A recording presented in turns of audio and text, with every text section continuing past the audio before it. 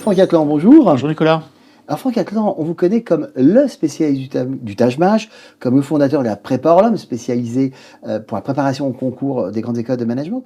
Ce qu'on sait moins, c'est que vous êtes devenu en quelques années l'un des plus gros formateurs de BTS en France. Oui, absolument. En fait, on connaissait déjà nos étudiants de BTS par le biais des stages intensifs qu'on proposait dès 2006 pour entrer en grande école. Donc, on accueillait des élèves qui étaient en BTS en fait dans toute la France et ils venaient faire des stages pour ensuite entrer dans des écoles du concours passerelle, du concours tremplin, des écoles comme Schema aujourd'hui, comme l'ESSEC, BBA. Et on s'est dit en 2012, pourquoi pas créer une école à part entière, une école de BTS à temps plein, pour préparer simultanément l'examen national du BTS, mais aussi les concours d'entrée aux grandes écoles. Alors ça, je m'en souviens, c'était le BTS+. C'est le BTS+. Alors c'est une marque aujourd'hui qui existe encore, et c'est vrai que c'est un concept assez inédit, qui était déjà à l'époque inédit, c'est-à-dire qu'on a vraiment ciblé un public doublement intéressé par l'obtention du BTS, mais surtout comme tremplin pour une poursuite d'études derrière en Bac+3, donc que ce soit en licence professionnelle, en licence générale, et bien sûr dans les grandes écoles de commerce et de management. Et donc ça, c'était les BTS classiques, CI, commerce international, MUC à l'époque. C'est ça. NRC. C'est ça, qui est devenu NDRC d'ailleurs. Voilà. Alors il faut savoir que on s'est surtout fait connaître par le BTS Commerce International, qui est traditionnellement un BTS qui donne envie de continuer derrière ses études, parce que c'est souvent des BTS qui sont exigeants en termes de connaissances, et on se dit que tout ce qu'on a capitalisé en termes d'apprentissage, on a envie de pousser un peu plus pour faire du marketing, de la vente et du commerce international. Mais alors, on aurait pu imaginer, parce que tout ça se fait à Paris, en Ile-de-France, on aurait pu imaginer que vous poursuiviez sur ces BTS, on va dire tertiaires, dans le domaine du marketing, du management. Mais en fait, aujourd'hui, vous avez presque 30 BTS et dans des domaines vraiment très, très différents. Absolument. Alors, ce qui s'est passé, c'est que ça s'est fait en 2 étapes. En fait, au départ, on a fait que l'initial, c'est-à-dire qu'on a proposé ce BTS commerce international de façon un petit peu élitiste. Ça veut dire qu'on a vraiment ciblé un public plutôt malin, qui s'est dit le BTS comme étant un tremplin de choix pour ensuite faire une grande école versus la prépa HEC, qui déjà en 2012 commençait un petit peu à s'essouffler avec ce qu'il y avait comme image de bagne, de cursus très exigeant, très, très difficile. C'est pas forcément la vérité, hein, par ailleurs. Pas forcément, surtout moi j'ai fait une prépa, j'ai adoré. Et disons que l'idée, c'est qu'on a attiré un public très très intéressé par le BTS comme étant très professionnalisant, pas uniquement théorique, mais avec des matières pro. Et avec une garantie de succès, on avait 100% d'admis dans les grandes écoles à Bac+2. Alors déjà, cette filière BTS+, est-ce qu'elle perdure aujourd'hui? Oui, elle perdure. Sauf que comme vous l'avez très bien dit, on a aujourd'hui 32 filières. Et ces 32 filières aujourd'hui sont très larges. C'est-à-dire qu'on va avoir aussi bien le commerce international, notre filière historique, sur lequel on est devenu premier BTS de France dès 2019. Et on a ajouté à ça le MCO, le NDRC, mais aussi... Donc là, vous restez un peu dans votre, bien dans votre sûr, univers. mais aussi profession mobilière, notariat, et maintenant la santé, avec prothésiste dentaire, Rien à voir. analyse de biologie médicale, optique. Donc toutes ces filières aujourd'hui ne sont pas forcément intéressées par le plus. Ça veut dire qu'aujourd'hui, avec un BTS optique, on peut directement travailler. Alors, vous êtes principalement à Paris, je crois que vous ouvrez à Nice Absolument. l'année prochaine, hein, donc en septembre 2024, Oui. un certain nombre de BTS. Alors, à Paris, on a 8 campus. On est sur Paris-Centre, principalement. On a aussi un campus à Boulogne qui ouvre à la rentrée prochaine. Il faut de la place pour nos 4000 étudiants. Et surtout, on propose désormais nos BTS aussi bien en alternance qu'en initiale. Donc, c'est vraiment 2 choix d'études différents qui plaisent pour différentes raisons. Et comme vous le dites, effectivement, on ouvre aussi à Nice, à l'Iconique. C'est un immeuble exceptionnel d'architecture qui est collé à la gare de la ville, gare niçtière en fait, et ça va attirer un public qui vient d'Antibes, de Cannes, de Juan-les-Pins, de Monaco. Alors, vous savez, l'alternance est un des grands sujets, non seulement parce qu'on parle de ces problématiques de financement, mais aussi parce qu'on dit que c'est un ascenseur social absolument incroyable et incomparable. Est-ce que vous avez le sentiment que c'est le cas, pour vous, quasiment 4000 apprenants? Mais absolument. En fait, je crois qu'aujourd'hui, il faut bien comprendre que contrairement à 2012, qu'on a lancé le BTS+, qui était présenté comme un BTS, on va dire, un petit peu élitiste, disons que c'était vraiment l'idée de l'ascenseur social, l'idée que le BTS peut permettre à des jeunes issus de certains quartiers défavorisés d'accéder plus tard aux grandes écoles. Aujourd'hui, ça a beaucoup changé. On est en 2024. On a de plus en plus d'étudiants qui ont compris qu'ils sont attendus par les grandes écoles, qui doivent remplir leur promotion dès le Bachelor 3, donc dès le Bac+3. Et il y a un rapport de force qui s'est inversé aujourd'hui. Et je crois que nos élèves sont très malins. Ils ont compris que le BTS via l'alternance peut être quelque part un peu le casse du siècle. Ça veut dire qu'on va pouvoir être rémunéré, avoir sa scolarité qui est payée, avoir bien sûr l'aide au permis, l'aide au premier équipement. On va pouvoir avoir une expérience exceptionnelle dans des entreprises où on va y rester 2 jours, 3 jours en entreprise, 2 jours à l'école. Et il faut bien comprendre que derrière, les écoles, les universités les attendent. Donc ceux qui souhaitent poursuivre de façon éclairée, c'est l'Eldorado pour eux. Oui, mais pour vos 4000 apprenants, et pour ceux qui sont en alternance, il faut leur trouver une entreprise. Bien sûr. Alors, naturellement, l'alternance pour les BTS qui sortent donc d'un baccalauréat, c'est bien évidemment difficile. On a affaire aujourd'hui à un public qui n'est pas habitué à cela. Moi-même, j'ai une fille qui a aujourd'hui 19 ans. Je vois bien, c'est pas un réflexe naturel que de se mettre à chercher un emploi comme le ferait un trentenaire qui serait en pleine carrière. Mais on leur apprend. On leur apprend et franchement, moi, je suis émerveillé par les jeunes aujourd'hui qui ont 18 ans, 19 ans, qui se déplacent chez nous dans nos centres à Bastille, à Sentier ou ailleurs. Et ils viennent assister par dizaines à des ateliers qui sont des ateliers animés par des professionnels de l'employabilité. On va leur apprendre à construire un profil LinkedIn, on va leur apprendre à cibler les offres, à envoyer des mails, à relancer, à se tenir prêt à recevoir un appel téléphonique pour un entretien. On va leur apprendre à s'habiller pour passer un entretien, on va leur apprendre à répondre aux questions difficiles, on va leur apprendre aussi à présenter les avantages de l'alternance, parce qu'aujourd'hui les avantages sont très nombreux pour les entreprises. Et je crois que ces ateliers montrent aujourd'hui un véritable intérêt de la part des élèves pour l'employabilité. Et je crois que c'est quelque chose qui est merveilleux en France et qui est plutôt très encourageant de se dire que des jeunes qui ont 18 ans aujourd'hui se lèvent, viennent assister pendant 2 heures à un atelier et réussissent à trouver une alternance. Alors, puisqu'on est sur l'alternance, vous savez qu'il y a un grand débat sur les groupes d'enseignement supérieur privé, sur la qualité pédagogique qui est décernée, enfin, la qualité des cours que vous dispensez. Qu'est-ce que vous répondez, vous, quand on vous pose la question sur comment vous garantissez la qualité pédagogique? Alors, nous, Nicolas, on a fait le choix de nous spécialiser exclusivement sur le BTS pour l'instant.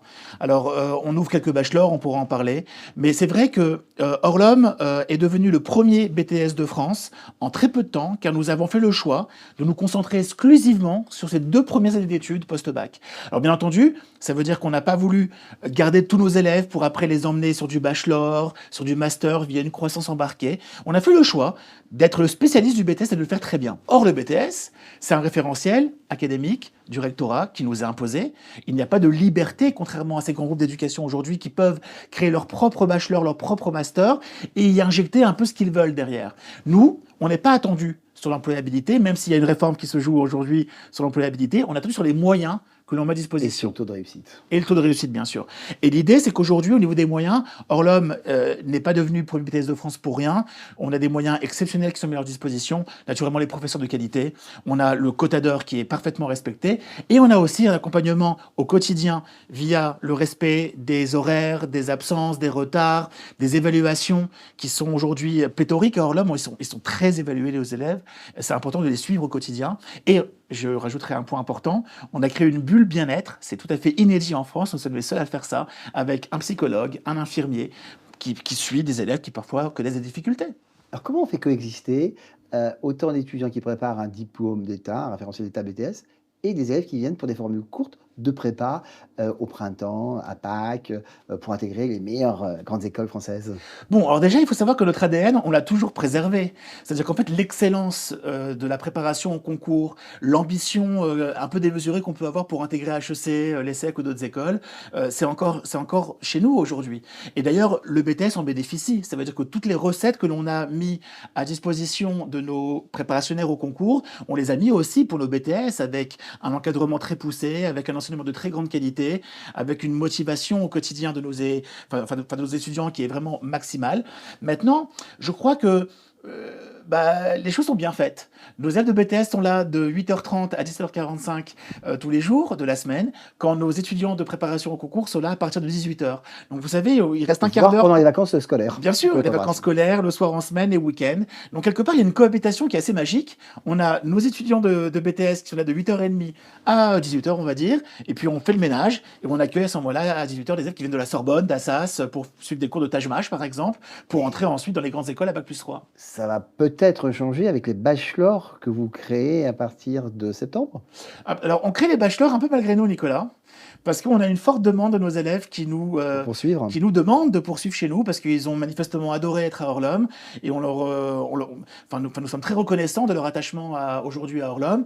Et je crois que ce sont des bachelors qui s'appellent des bachelors plus, il faut le dire. Donc dans l'affiliation du BTS+, Bien sûr, le bachelor plus, quelque part, c'est aujourd'hui un passage vraiment assez exceptionnel pour rejoindre un Master 1, Master 2 après en grande école. Ce sont des bachelors qui permettent non seulement d'avoir un bachelor dans trois spécialités qui sont le marketing digital, le commerce international et le e-commerce, et en même temps, on va tous les préparer à poursuivre un Master 1, Master 2. Et là, attention, on n'a pas que Schema, l'ESSEC, l'IESEG ou Grenoble, on va avoir l'EDEC, le M Lyon, alors, le SCP. justement, puisque vous avez ces 4000 apprenants, au prorata du nombre d'années, qui sont susceptibles d'intégrer justement des grandes écoles, mais qu'elles soient de management ou autres, est-ce que, alors pendant mon terme, est-ce que vous êtes dragué par les écoles? Tous les jours. Il n'y a pas un jour qui passe sans que les écoles comprennent que nous sommes une pépinière aujourd'hui d'étudiants de qualité qui ont compris que le BTS était un véritable sas vers l'employabilité, un sas en termes aussi d'études.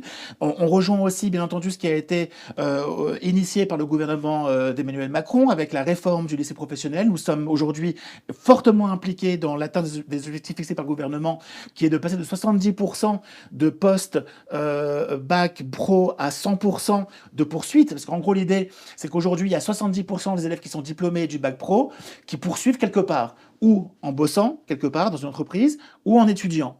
Il reste 30% qui pointent au RSA.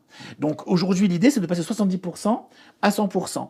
Et ce faisant, des grands groupes d'éducation comme Orlum aujourd'hui participent de cette évolution et de cet accompagnement vers la poursuite d'études et donc l'employabilité. Alors justement, puisque vous parlez de cette mission dans l'homme, est-ce que vous avez le sentiment aujourd'hui, à travers ces 4000 apprenants en BTS, de plus participer finalement à l'ascension sociale, au fait de leur permettre d'accéder à un certain nombre de postes demain, que vous n'aviez à l'époque des préparations prépa, où vous preniez de bons étudiants Bac plus 2, plus 3 qui voulaient intégrer de grandes écoles?